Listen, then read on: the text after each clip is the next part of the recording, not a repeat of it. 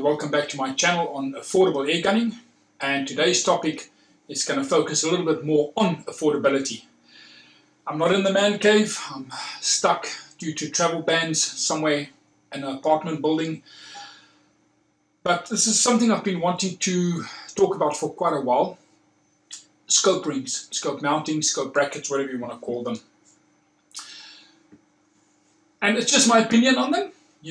I will show you, go through, there's quite a variety of scope mountings here, or scope brackets. I will go through them, I'll show you them in close-up, have a look at their quality. I'll show you the ones I'm using on my puncher, I'll show you the ones I'm using on the crown. Real close-up view, and then I'll come to my conclusion and tell you what my opinion is on these scope mounts. Okay, so I'm going to start. I'll just start from the side here, move my way through to all these.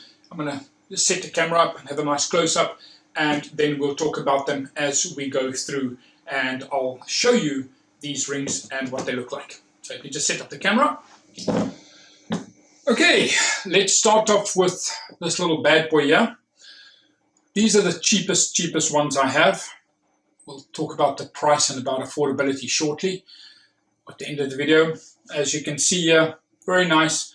It has the pin going through required, so it doesn't slide on, so it cannot slide on a Picatinny rail. Nicely, you can tighten it with a screwdriver if you want, or it's got some nice serrated edges here, so you can just tighten with your finger. These are the high mounts. I have the same one here. These are all just backups that I have a couple of rifles, and when I assist people in fitting their scopes, that I don't have to order online. So same version here, low mount. These are for the 25mm one, like them. Again, smooth, very nice, 2 holes, as mentioned, locked through, and very nice. Next one. These ones are a little bit sharper edges. They're not as rounded, but you know what? If you look at one of our big UK YouTube channels, you'll see someone is being sponsored by mounts that look pretty similar to these. Again, double mounting. These are for the Picatinny or the Weaver rails. It has a little pin on the inside that will lock it, and very nice. Big bad boy here. 3 lock nuts, nice and sturdy, wide. High tensile, not just aluminum, high tensile locking bin on this side. You can take it with a spanner. Very, very nice. These are very, very nice rings. Okay, let's go into the only thing that you have to keep in mind. This is a Picatinny rail. All the scope mountings I've shown you will mount on the Picatinny rail, and they will go on there. However, if you have a Weaver mount, you might find, let me just fit this one on the background here, you might find that some of these little brackets, this is a Weaver mount I've got here now, and this bracket, it doesn't lock onto a Weaver. So just make sure that you actually have a Picatinny rail. I think 99% of all the rifles out there are using the Picatinny. It's the new norm.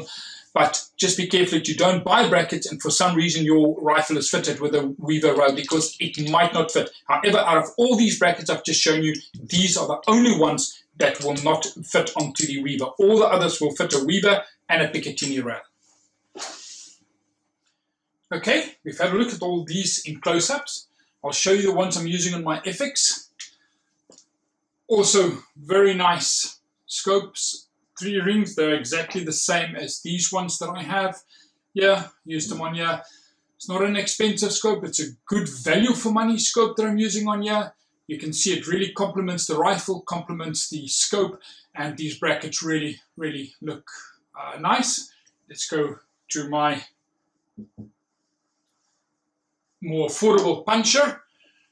Crawl, again, very good looking, complements the rifle, really looks good, sturdy. None of these you're going to have any issues with.